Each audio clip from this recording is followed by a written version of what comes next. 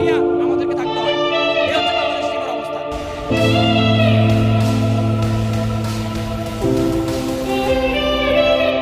মানে একটা একবার জিতছে আর সবই হারছে, কি লাভ হইলো? আমি এত দূর আইসা দেখেন কোনো লাভ নেই।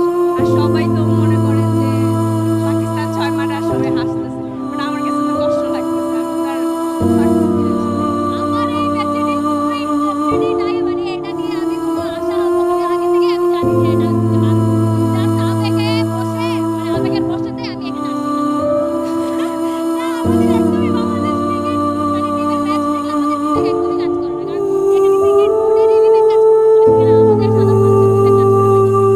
আসলে হতাশার জায়গা তো থাকেই, কিন্তু প্রাপ্তির ব্যাপারটা হচ্ছে বাংলাদেশের খেলা, সেই সুবাদে আমরা দেখতে আসি সবাই। মানে একটা জাতীয়তাবোধের জায়গা থেকে বা নিজেদের একটা ভালোবাসার জায়গা থেকে আমরা নিজের দলকে সাপোর্ট করার জন্য আসি, কিন্তু আসলে প্রতিবার হতাশ হই। বাংলাদেশ ক্রিকেটটা আমাদের আবেগের একটা ইয়ে আর কি, কিন্তু তারা প্রতিনিয়ত আমাদেরকে মানে হতাশ করতেছে। আমি মনে করি যে আসলে ক্রিকেটটা আমাদের জন্য না, প্রতিনিয়ত এভাবে